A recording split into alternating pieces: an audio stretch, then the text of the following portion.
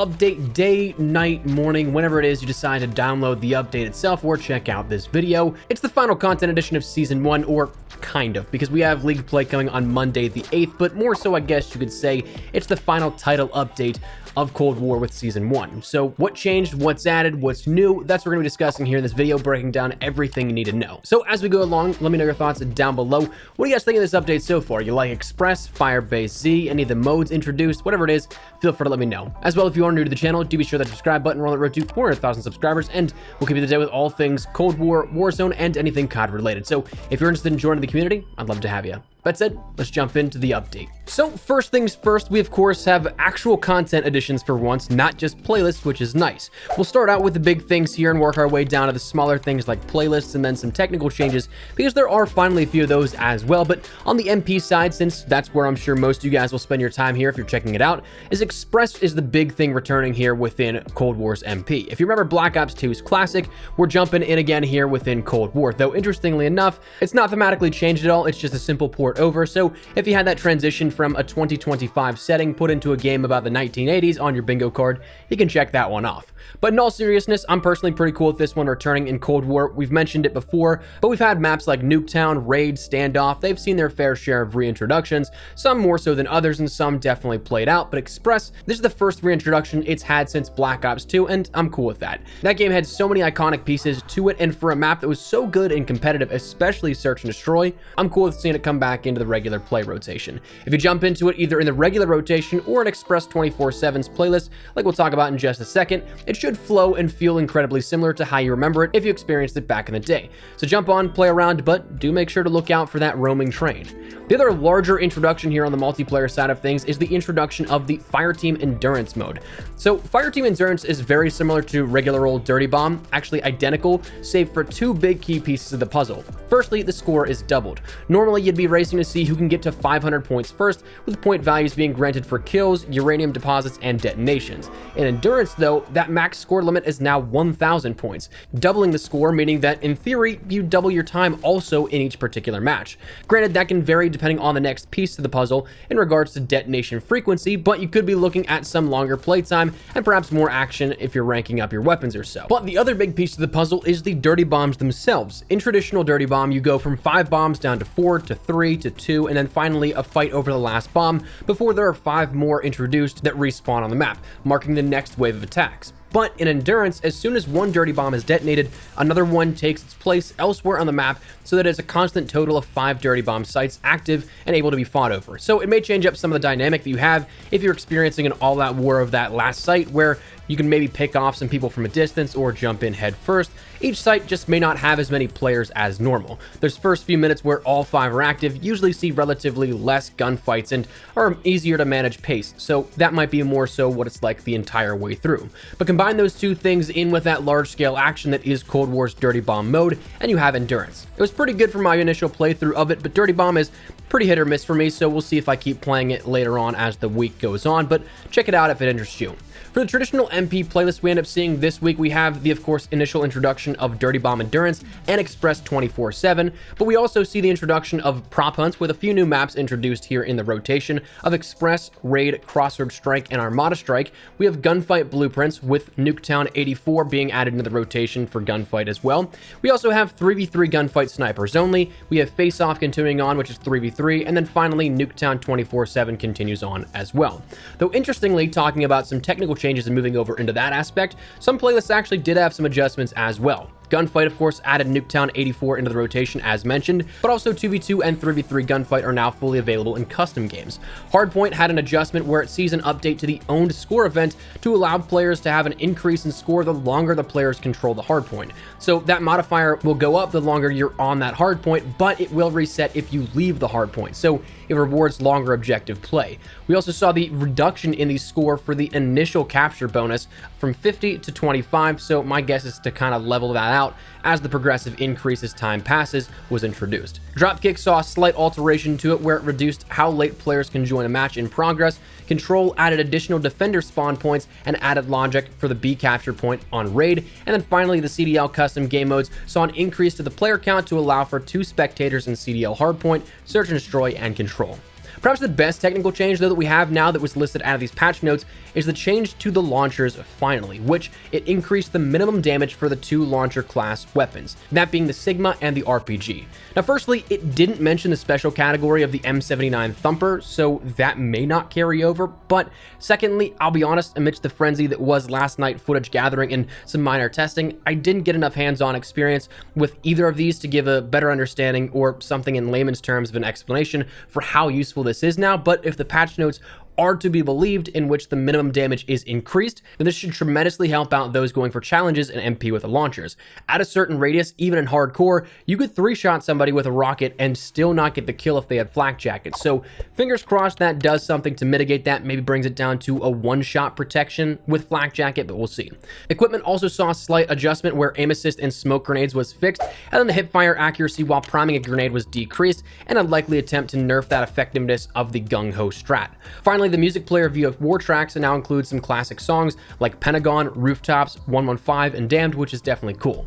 Right now, as of overnight and recording this here post update, doesn't look like the store has gone live just yet. That's probably coming out later on in the afternoon, around when the normal playlists usually go live. So right now we don't have that information available just yet, but we also do have some zombies content that was introduced as of this update as well. But before we jump into that stuff, I want to give a thanks to today's sponsor of Gamer Advantage. Now, as I mentioned the other day, I'm a YouTuber. I sit at my desk for ungodly amounts of time, gaming, noting for videos, commentating, editing, whatever it may be. I do that for hours a day, probably like 6 to 8 hours at least. So when you've done it as long as I have, day over day, year over year, eye strain is a huge concern.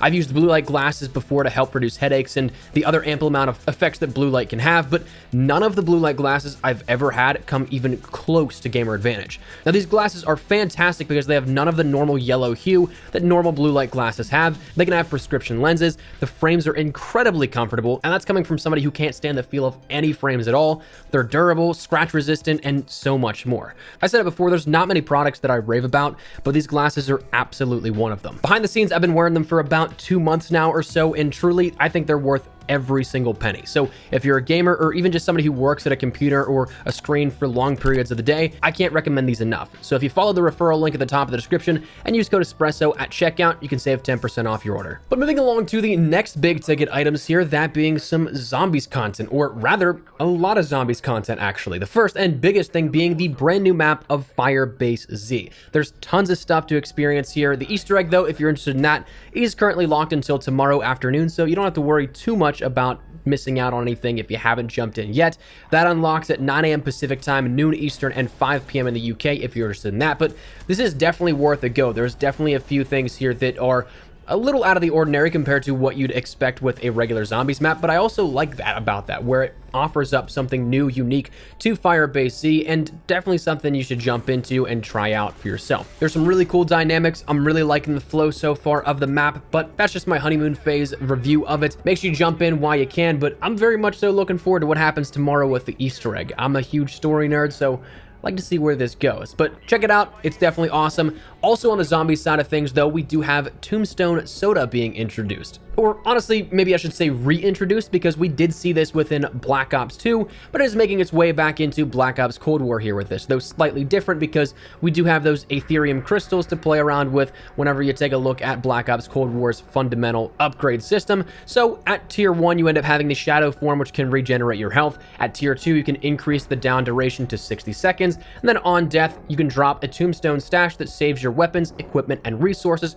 for you to come back and get entirely looted up to where you were pre-death at tier 3.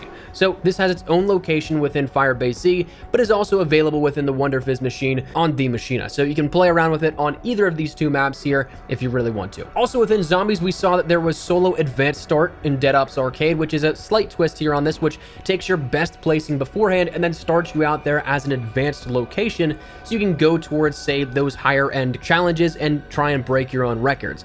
Definitely cool if you're into that. Dead Ops Arcade this year for me, I haven't played around too much with, so might not really be too much outside of just playing a regular match for me, but outside of that, we also see in Zombies new support items of the Napalm and Artillery, plus we also saw some changes to the Self-Revive and the Sentry Turret. The Self-Revive will no longer drop if a player has one equipped, and it also introduced a cap on how many times you'll see that drop with Self-Revives as the game progresses. Then the Sentry Turret, we saw an addressed issue with a duplication glitch, so that's taken care of. Interestingly enough, we actually saw some weapon changes within Cold War Zombies, though not MP. Assault rifles had an increase to the critical hit damage and the increase on the max ammo stock, as well as the SMGs having these same exact changes, increased critical hit damage and max ammo stock. The shotguns saw an increase to the base damage of the Street Sweeper and an increased range of the Street Sweeper as well.